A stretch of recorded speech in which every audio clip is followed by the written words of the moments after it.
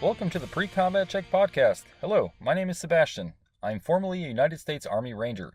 I was assigned to the 2nd Battalion, 75th Ranger Regiment from 2009 until 2012. I deployed 5 times to Afghanistan. I started Pre-Combat Check to provide individuals with the basic information needed to best help them decide which branch to choose, the realities of being in, different special operation units, and to give a basic workout plan to get them prepared.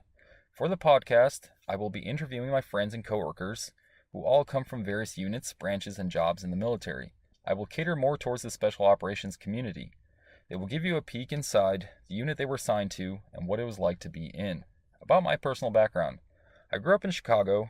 My dad was in the Romanian military. Outside of his service, no one in my family or group of friends served. My sister considered joining at one point. Outside of that small exposure, I didn't know anything about the military besides what I learned from movies. When I was in college, my friend told me he wanted to join the military after and become a helicopter pilot. That's when I realized that I could join too. I then watched videos on YouTube of soldiers and Marines fighting overseas. I was emotionally affected from seeing our guys get hit. After college, I decided if I don't get a job, I'm going to go sign up. My plan was to be a Marine. I saw a lot of commercials and thought they were the toughest, strongest, and tip of the spear group. I didn't end up getting a job, and I went in to see a recruiter. I remember walking by the Navy recruiter's office and thought, who wants to join the Navy? I didn't realize you can become a SEAL or EOD. Then I walked by the Army recruiters and thought, weak! So I continued to the Marine's office. I opened the door. The recruiter did not even acknowledge me. I got his attention and told him I was thinking of joining. He looked up and asked if I was allergic to anything.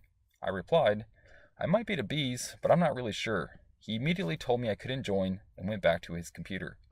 I was shocked and disappointed at how quickly my pursuit to enlist had ended. As I passed by the Army recruiter's office, the guy inside asked me to come in for a bit.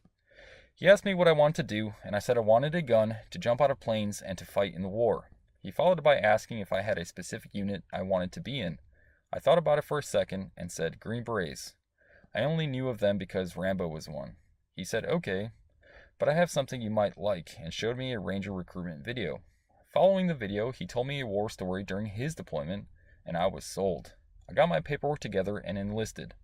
After I did, I told my family I joined.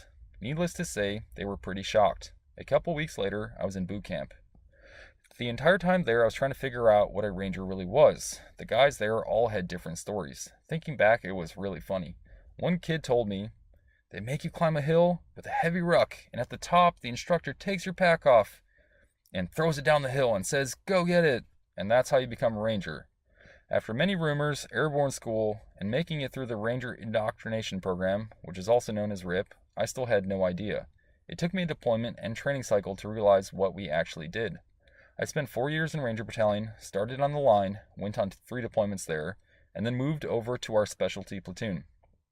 I had the job of an electronic warfare specialist, went on 2 deployments doing that job, and I loved it. The deployments, I mean, not really the training cycles. At the end of 2012, I decided to get out due to the war dying and wanting to start a family. Here are some realities of being in. 3 positives.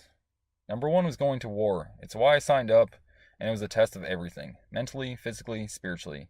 There were highs and many lows. I wouldn't change it for anything. Number 2, camaraderie. You get to see what ultimate trust looks like. Few places outside the military can offer the same level of brotherhood.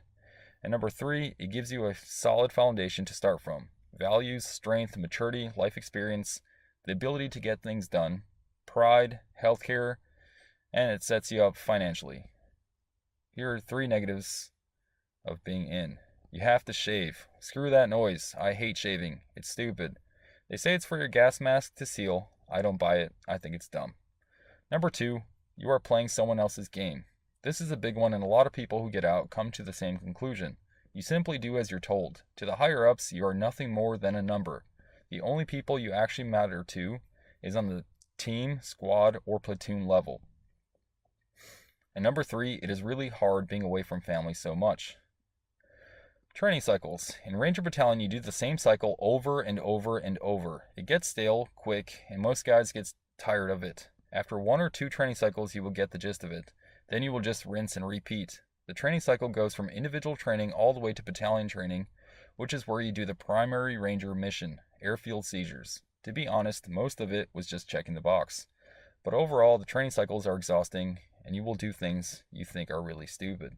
You go through it so you can go fight overseas. The deployment is the bread and butter of joining Ranger Battalion. That's what every guy there joined for. Deployments and the Ranger mission set overseas. Deployments were 90 to 105 days typically. This is the time when you would really establish that camaraderie and brotherhood. The primary mission for the 75th Ranger Regiment is airfield seizures. In the event of an invasion, Rangers will jump and land on an airstrip and secure it. However, what we were actually doing in Afghanistan and Iraq were assaults and blocking positions for a couple special mission units. Everything we did was at night, for the most part. We would go out after a specific target with a kill or capture goal. Basically, nighttime came, we hopped in a helicopter, ran off and assaulted a compound where a guy we were looking for was. If the people wanted to fight, we fought back. For the couple of rounds they sent towards us, we sent back a wall of bullets. We then assaulted the compound and hopefully got the guy we were after. Then we would fly back to base, go to sleep during the daytime, and repeat. During your free time, everybody would hit the gym hard and play a lot of Xbox. The conditions were pretty good while I was in. We had our own area on the base we were at, so we had a gym, laundry, NWR, and all that to ourselves typically. We would use the big Army's chow hall and get in trouble for being in PTs or not having a PT belt. That was pretty dumb. One thing that could be seen as difficult was that you had zero transition time. We would leave on a C-17, take Ambien and rack out, refuel in Germany, and as soon as we landed in country, we'd set up our gear, and we were ready to go out on a mission that night. When the deployment ended, after the last mission, we would shut down, packed everything up, and left. During your off time. Before and after deployments, you get 2 weeks of leave. During the training cycle, you get holidays and some 3 days. During your off time, you can do whatever you want. However, one company was always on call. You had to have your bags ready just in case some world event happened and we were needed. During that time, you were supposed to stay within a certain radius of the base. Most guys hung out and did things together even in their off time. Lifting, hiking, the outdoors, shooting, video games are huge in the off time, but drinking is probably the biggest pastime. The typical Ranger. The stereotypical Ranger is a guy on steroids, fully tattooed, angry, who wants to fight always. And that is pretty dead on. There were quiet guys and even some nerds, but typically everyone who stayed there was the strong, fast, violent type. Lifestyle. Being a Ranger isn't that easy. The standards are really high, and at any point you can get kicked out. If you start slacking at PT, you'll get crushed. The biggest cause of guys getting booted are DUIs. It is a smaller unit with all alpha males. You need tough skin and to appreciate doing hard things. As a private, you will get hazed, although a lot of that has been cut down due to regulations from complaints. If you don't want to get hazed or tab checked, get your tab. Tab checked means doing push-ups because you haven't gone to Ranger School yet. Here's a story I'd like to share. On my third mission overseas, we went after a bomb maker who, 24 hours prior to our mission, had planted an IED and hit a big Army convoy. We were at a base with a special mission unit. They assaulted his bomb-making facility at the same time we assaulted his home compound. I remember sitting in the Chinook, real excited to go get this guy. We had landed about 500 meters from the compound. As we headed toward the objective, a guy jumps on his motorcycle and heads straight towards us. Mind you, this was the middle of the night. Our medic screamed out, "He's coming right at us!" And then I remember hearing a machine gun and rifles open up on him. The guy felt like a rag doll and didn't get up. I was filled with adrenaline and felt like the Spartans from the movie 300. My team leader turned and told me to calm down. After clearing through the EKIA, we get to the compound and set up isolation. Explosions started going off in the near distance. It was the other unit lighting up the targeted individual's bomb-making facility. Inside was a group of men ready to fight who had all split up when they heard our helicopters.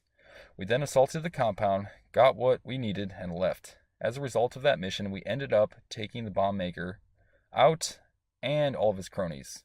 To me, that was my actual introduction to being a Ranger. I loved it.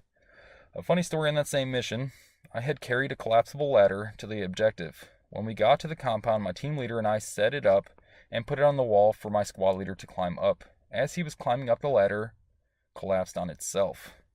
It fell over with him on it and he was stuck for a little. I immediately felt a surge of fear, thinking I didn't do it right, and I would get crushed after the mission. He then crawled over to me and was like, "Hey, the ladder's broken." I replied, "Roger," and quickly turned around to pull security. Alright, how to become a ranger. First, decide that you want to be a ranger.